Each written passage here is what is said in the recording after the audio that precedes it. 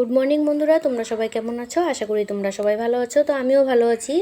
তো আমি এই বড়ার রেসিপিটা বানানোর জন্য প্রথমে ডালের বড়াগুলো পকোড়ার মতন করে ভেজে নেব। তারপর এখানে আমি মিষ্টি কুমড়া, ডোকা, আলু, বেগুন সমস্ত সবজি কেটে নিয়েছি আর বেটে নিয়েছি আদা আর কাঁচা লঙ্কা আর জিরে গুঁড়ো।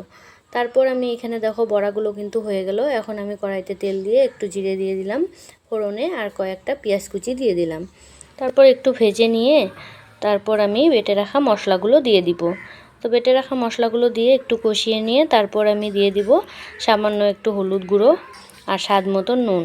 তো বন্ধুরা, এভাবে কিন্তু তোমরা একদম ঘরোয়া পদ্ধতিতে এইভাবে বানিয়ে খেয়ে দেখতে পারো, অনেক ভালো লাগে আর খুব সহজে এভাবে বানিয়ে নেওয়া যায়। এই গরমে খুব অল্প মশলা দিয়ে এভাবে রেসিপি বানালে অনেক ভালো লাগে খেতে। তারপর আমি সবজিগুলো দিয়ে দিলাম, দিয়ে আমি একটু ভালো করে লাড়িয়ে চাড়িয়ে নিব। তারপর আমি কয়েকটা বুট ভিজিয়ে রেখেছিলাম, সেই বুটগুলোও আমি দিয়ে দিচ্ছি।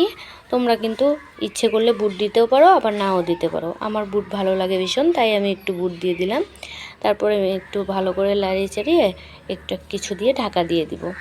তো ঢাকাটা দিয়ে দিব, এখন সিদ্ধ হয়ে গেছে। তারপর আমি ঢাকাটা নামিয়ে আর একটু সময় ধরে ভালো করে কষিয়ে নেব। তো কষানো হয়ে গেলে একটু পরিমাণে জল দিতে হবে, কারণ বড়াগুলো একটু জল টানবে তার জন্য। তো একটু সামান্য জল দিয়ে তারপর আমি বড়াগুলো দিয়ে দিব। তো তারপর একটু লাড়িয়ে চাড়িয়ে আর একটু সময় বানিয়ে নেব। তো কীরকম লাগলো অবশ্যই কিন্তু কমেন্ট করে জানাবে। ভালো লাগলে লাইক এবং শেয়ার করো, আর নতুন হয়ে থাকলে অবশ্যই সাবস্ক্রাইব করো। আমার পাশে থাকো যাতে আমি আরও উৎসাহিত পাই ভিডিও বানানোর জন্য। এতক্ষণ পাশে থাকার জন্য অসংখ্য ধন্যবাদ তোমার।